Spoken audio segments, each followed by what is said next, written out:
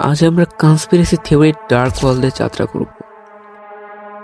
Taylor Swift has an evil twin, এবং যাদের অবতরণ আসলে হয়নি, এবং লুকোনো সমাজের অশুভ রহস্য পর্যন্ত আমরা আজ darkest corner of human imagination উন্মোচন করতে চলেছি। নিজেকে প্রস্তুত করুন, কারণ আপনি যা দেখতে চলেছেন তা চিরতরে আপনার এই পৃথিবীকে দেখার দৃষ্টিভঙ্গি পরিবর্তন করে দিতে পারে। বিষয়টি নিয়ে ডিপলি কথা বলার আগে চলুন বুঝে নিই কনস্পিরেসি থিওরি জিনিসটা আসলে কি। কনস্পিরেসি থিওরি বলতে বোঝায় এমন একটি ধারণা বা বিশ্বাস যা দাবি করে যে কোনো গুরুত্বপূর্ণ ঘটনা বা পরিস্থিতি আসলে গোপনে কিছু শক্তিশালী এবং প্রভাবশালী ব্যক্তি বা গোষ্ঠীর পরিকল্পিত কার্যকলাপের ফল।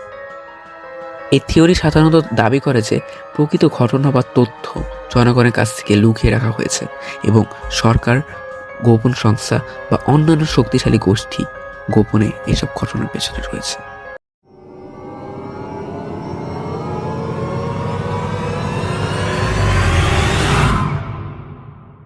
কথাগুলো হয়তো কমপ্লিকেটেড লাগছে। আচ্ছা, কিছু এক্সাম্পল দিই কনস্পিরেসি থিওরির, এতে বুঝতে সুবিধা হবে। যেমন কিছু লোক বিশ্বাস করে যে চাঁদে অবতরণ আসলে একটি সাজানো নাটক ছিল, যা আমেরিকার সরকারের দ্বারা পরিচালিত হয়েছে। এটি নিয়ে কিছুক্ষণ পর কথা বলছি, যাই হোক। আবার কেউ কেউ মনে করে যে বিভিন্ন গুরুত্বপূর্ণ রাজনৈতিক হত্যাকাণ্ড বা অর্থনৈতিক সংকটের পেছনেও রয়েছে কোনো গোপন ষড়যন্ত্র। এইসব থিওরির মাধ্যমে সাধারণত বড় কোনো ঘটনা বা পরিস্থিতিকে ভিন্নভাবে ব্যাখ্যা করার চেষ্টা করা হয়, যা বেশিরভাগ সময়ই প্রমাণের অভাবে জল্পনা ও সন্দেহের মধ্যেই সীমাবদ্ধ থাকে। এখন প্রশ্ন আসে যে এসব কনস্পিরেসি থিওরি কারা এবং কেন ছড়ায়। মূলত সোসাইটির পাওয়ারলেস ব্যক্তিরাই বেশিরভাগ কনস্পিরেসি থিওরি ছড়ায়। তারা কনস্পিরেসি থিওরি দিয়ে সমাজের লোকেদের মাঝে একটি সম্মানজনক জায়গা তৈরি করার চেষ্টা করে। আবার অনেক সময় মানুষদের ম্যানিপুলেট করার জন্য কনস্পিরেসি থিওরি ছড়ানো হয়।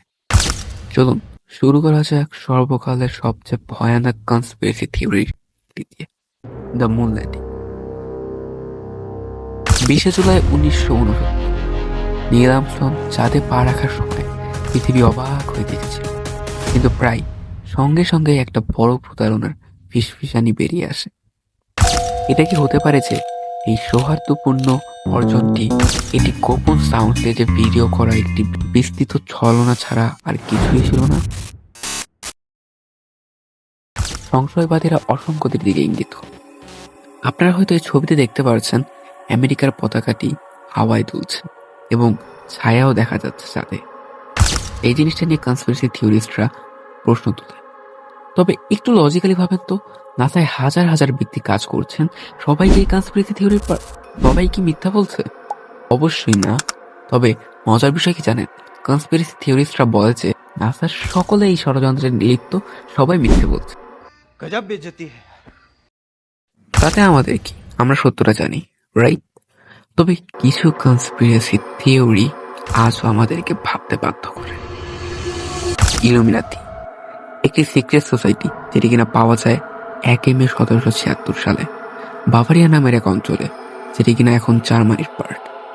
এই সংস্থাটির মূল উদ্দেশ্য ছিল কুসংস্কার, অস্পষ্টতা, জনজীবনে ধর্মীয় প্রভাব এবং রাষ্ট্রীয় ক্ষমতার অপব্যবহার করা।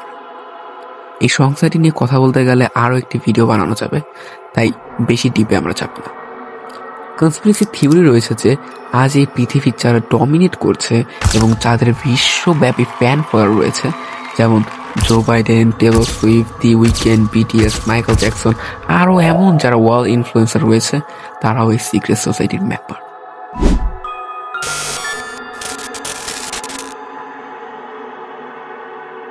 এরা যে সিক্রেট সোসাইটির মেম্বার তার অনেক প্রমাণও রয়েছে। যেমন অ্যাবেল টেস্টফায়ার মানে দি উইকেন্ড মানে স্টার বয় গানের সিঙ্গার, এখন হয়তো চিনতে পারছেন। তার একটি গান আছে নাম পপুলার, যে গানটির লিরিক্সে কিছু কথা বলে। কথাগুলো এমন: sell her soul to B popular, kill anyone two B popular. তার আত্মা বিক্রি করে দিবে জনপ্রিয়তার জন্য, যে কাউকে খুন করবে জনপ্রিয়তার জন্য।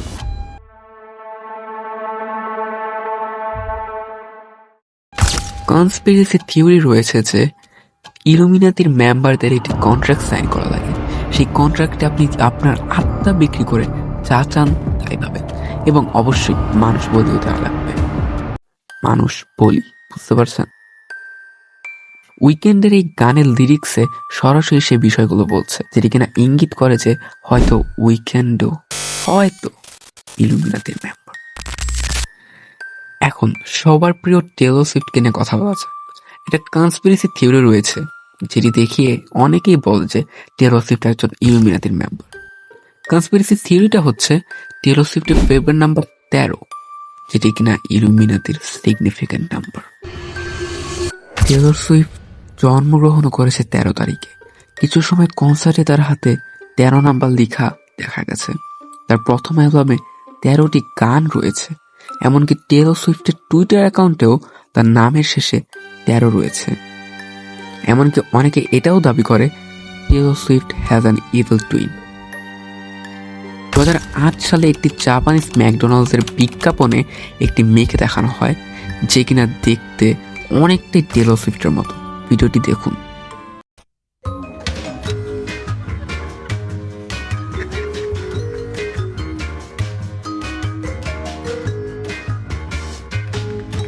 Tomato McGrand, I'm loving it. Debut. Coincidentally মেয়েটা দেখতে টেলর সুইফটের মতো, তবে মানুষ না খুবই অদ্ভুত। এই ভিডিওটি দেখার পর অনেকে এটা বলে যে ম্যাকডোনাল্ডের ভিডিওতে দেখানো মেয়েটি একটি শয়তান এবং টেলর সুইফট তাকে জাপানে ভ্যানিশ করে দিয়েছে, যাতে টেলর সুইফটের ক্যারিয়ারে কোনো বাধা না হয়। এগুলো শুনতে হাস্যকর, তবে খানিকটা ভয়ানকও বটে। আপনি কি মনে করেন এই কনস্পিরেসি থিওরিগুলো শুধুমাত্র আমাদের ভুল ধারণা, নাকি এটিই সেই অন্ধকার সত্য যা আমরা উদ্ঘাটন করতে ভয় পাই? আপনার কি মনে হয় কমেন্টে বলুন।